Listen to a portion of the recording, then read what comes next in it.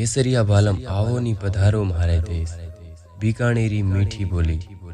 अरे बंदे एक बार आकर तो देख।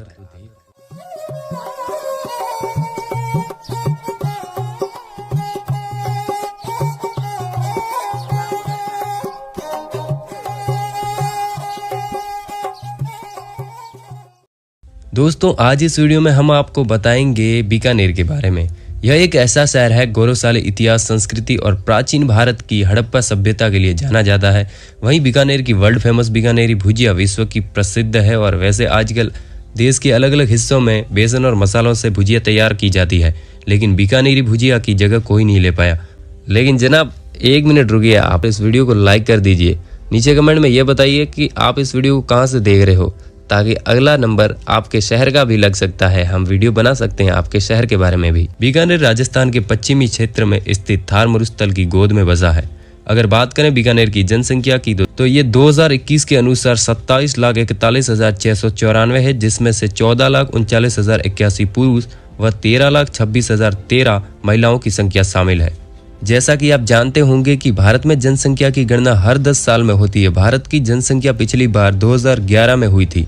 2011 की जनगणना के अनुसार बीकानेर की कुल जनसंख्या 23,63,937 थी, जो कि राजस्थान की कुल जनसंख्या का 3.45% है, जिसमें से पुरुषों की जनसंख्या 12,40,801 है, जबकि महिलाओं की जनसंख्या 11,23,136 है। अगर हम जनसंख्या की बात कर रहे हैं तो थोड़ा गहराई में जाते हैं। अगर हम भारत की जनसंख्या की बात करें तो भारत दुनिया का दूसरा सर्वाधिक जनसंख्या वाला देश है। दुनिया का पहला सर्वाधिक जनसंख्या वाला देश चीन है।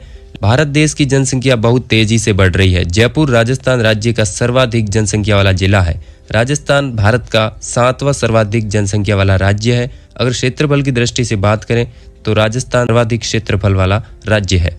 दोस्तों, बीकानेर श्री गंगानगर, चूरू, हनुमानगढ़, नागौर, जोधपुर और जैसलमेर की बाउंड्रीज को लॉक करता है। वहीं रेड क्लिफ लाइन की बात करें, जो कि लगती है पाकिस्तान की सीमा, यह है 168 किलोमीटर। ये राजस्थान के जिलों में सबसे कम बीकानेर के साथ लगती है। बीकानेर के क्षेत्रफल की बात करें तो 27,244 वर्ग किलोमीटर में फैला है। यहाँ अधिकतम तापमान 50 डिग्री सेल्सियस व न्यूनतम तापमान 0 से भी कम हो जाता है।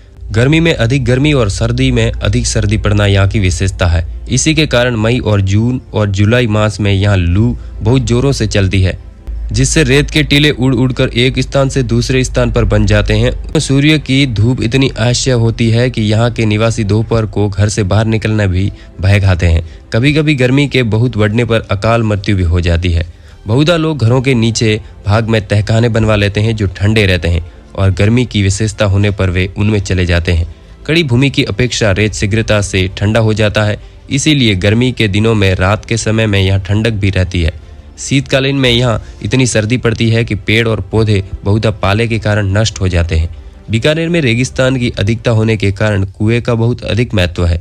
जहाँ कुआं खोदने की सुविधा हुई अथवा पानी जमा होने का स्थान मिला, आरंभ में वहाँ बस्ती बस गई। यही कारण है कि बीकानेर के अधिकांश स्थानों के नाम सर से जुड़ा है, जैसे कोडमदेसर, नौरंगदेसर, लुणकसर आदि। इससे यह आशय है कि इस स्थान पर कुएं अथवा तालाब हैं। कुएं के महत्व का यह भी कारण है कि पहले जब भी देश पर आक्रमण होता था तो आक्रमणकारियों द्वारा कुएं के स्थानों पर अधिकार सबसे पहले किया जाता था। यहाँ आज भी अधिकतर कुएं 300 या इससे भी गहरे हैं। इन कुओं का पानी स्वस्थ एवं मीठा होता है। दोस्तों, अगर बीकानेर में कृषि की बात करें तो वहाँ पर अधिकतर किसान हैं वो डिपेंड है नहरों पर। नहरों के द्वारा सिंचाई करते हैं। मुख्य स्रोत यही है। भेड़ों की अधिकता के कारण यहाँ ऊन बहुत होता है, जिसके कंबल, लोहिया आदि ऊन सामान बहुत अच्छे बनते हैं और बीकानेर को ऊन का घर भी कहा जाता है। यहाँ के गलीचे एवं दरिया भी प्रसिद्ध है। इसके अतिरिक्त हाथी दांत की चूड़ियाँ, लाख की चूड़ियाँ तथा लाख से रंगी हुई लकड़ी के खिलौने तथा पलंग के पाए, सोने चांदी के जेवर, ऊँट के चमड़े के बने हुए सुनहरी काम के तरह तरह के सुंदर कुप्पे, ऊँटों की काठियाँ, लाल मिट्टी के बर्तन आदि यहाँ बहुत अच्छे बनाए जाते हैं। बीकानेर शहर में बाहर से आने वाली शक्कर भी बहुत सुंदर तथा स्वच्छ मिश्री तैयार की जाती है, जो दूर दूर तक भेजी जाती है। देखिए दोस्तों, ध्यान दीजिए, ऊंट प्रजनन फार्म बीकानेर शहर के केंद्र से 8 किलोमीटर की दूरी पर स्थित है। सरकार द्वारा संचालित यह ऊंट प्रजनन फार्म का एशिया का सबसे बड़ा एकमात्र ऊंट प्रजनन केंद्र है। यह फार्म वर्ष 1984 में भारतीय कृषि अनुसंधान परिषद के द्वारा स्थापित किया गया था।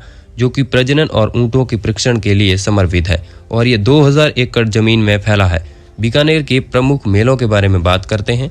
ये प्रमुख मेले हैं जाम्बोजी का मेला, ये मुकाम तलवा बीकानेर में लगने वाला मेला है। फिर है करणी माता का मेला, देशनोक में यह भरता है। बीकानेर छन्नी छोरी का मेला नवरात्रि में भी भरता है, 2 बार लगता है यह मेला।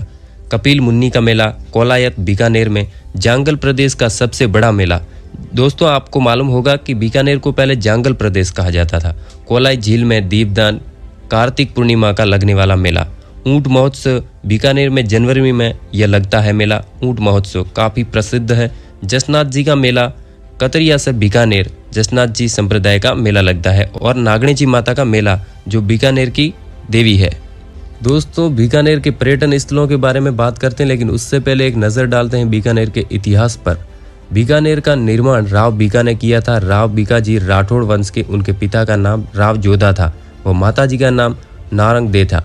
उनके पिताजी जोधपुर के शासक थे और बीका जी का जन्म 5 अगस्त 1438 में हुआ था। वे होनहार प्रतिभाशाली व्यक्ति थे। ऐसा कहा जाता है एक बार बीका जी को दरबार में देर से उपस्थित होने के कारण राव जोधा ने व्यंग्य किया कि राव बीका हाथ जोड़ अपना आसन ग्रहण किया और अपने चाचा से कानाफूसी करने लगे। इस पर जोधा जी ने कहा कि देश पर कुछ करने का फैसला लिया है क्या? इस बीका जी ने कहा कि आपकी अनुमति मिलेगी तो यह कार्य भी सफल हो जाएगा। तो राव जोधा जी ने इनको आदेश दिया और बीका जी ने 1488 में बीकानेर का निर्माण किया। राजस्थान के बीकानेर में स्थित करणी माता का मंदिर जग प्रसिद्ध मंदिरों में से एक है। यह स्थानीय रहने वाले चूहों की घनी आबादी के लिए जाना जाता है। बीकानेर का यह मंदिर देवी दुर्गा के अवतारों में से एक करणी माता मंदिर को समर्पित है। करणी माता के बारे में एक कहानी यह भी प्रचलित है कि जब करणी माता के पुत्र की मृत्यु हो जाती है तो वह यमदेव से पुत्र के जीवन को बहाल करने के लिए याचना करती है, लेकिन यमदेव उनकी विनती स्वीकार नहीं करते। इसके बाद देवी के अवतार करणी माता ने अपने बच्चे को न केवल जीवन दान दिया बल्कि यह भी घोषणा की कि अब उनका परिवार चूहों के रूप में रहेगा। इस मंदिर में लगभग 20,000 से अधिक चूहे हैं जो इस परिसर में निवास करते हैं और निसंदेह पर्यटकों का ध्यान अपनी ओर आकर्षित करते हैं। करणी माता के इस मंदिर को पत्थरों और संगमरमर से तराशा गया है। मंदिर में महाराजा गंगा सिंह द्वारा निर्मित करवाए गए चांदी के गेट लगे हुए हैं। पक्षियों की मार से चूहों की रक्षा के लिए एक लटकती हुई जाली भी यहाँ पर प्रोटेक्शन के लिए बनाई गई है। फिर बीकानेर का प्रमुख आकर्षण केंद्र गजनेर पैलेस है, यहाँ पर भी आप घूम सकते हो। लालगढ़ पैलेस, भंडारकर जैन मंदिर है, ऊंट अनुसंधान केंद्र जिसके बारे में हमने बात की थी वहाँ पर भी घूमे, नॉलेज हासिल कर सकते हो आप। फिर देवी कुंड और रामपुरिया हवेली। राजस्थान खासकर बीकानेर अपनी हवेलियों के लिए जाना जाता है। बीकानेर के धनी व्यापारियों ने कुछ 100 वर्षों पहले रामपुरिया हवेली का निर्माण किया था। यह हवेली दरवाजों से लेकर खिड़कियों तक छोटी छोटी बात पर विशेष विचार और साफ सफाई का पालन किया गया है, इसलिए वास्तुकला का एक ऐसा शानदार नमूना बनाया गया है। इस हवेली की स्थापना एक रामपुरिया नामक व्यापारी ने करवाई थी, उन्हीं के नाम पर इस हवेली का नाम रखा गया है। Bikaner camel safari. बीकानेर में ऊंट सफारी पर्यटकों के बीच बेहद लोकप्रिय जाना जाता है। यह सफारी आपको थार रेगिस्तान के खूबसूरत सुनहरे रेत के टीलों के माध्यम से लेकर जाएगी। इस क्षेत्र में सर्दियों और गर्मियों में अधिक जलवायु होती है। आप मधुर संगीत, रंगीन पगड़ी वाले पुरुष और विशाल मूंछें और नृत्य और संगीत से भरी शाम को देख सकते हैं। बीकानेर में कैमल सफारी के विकल्प सीमित हैं और इसके लिए आपको पहले से प्लानिंग करनी पड़ेगी। आप यहाँ सूर्योदय या सूर्यास्त के समय दौरान सफारी का मजा ले सकते हैं क्योंकि इस समय रेत काफ़ी कम गर्म रहती है। आपकी सुविधा अनुसार सफारी के लिए अलग अलग पैकेज यहाँ पर मौजूद हैं। तो दोस्तों, क्या आप कभी बीकानेर गए हैं?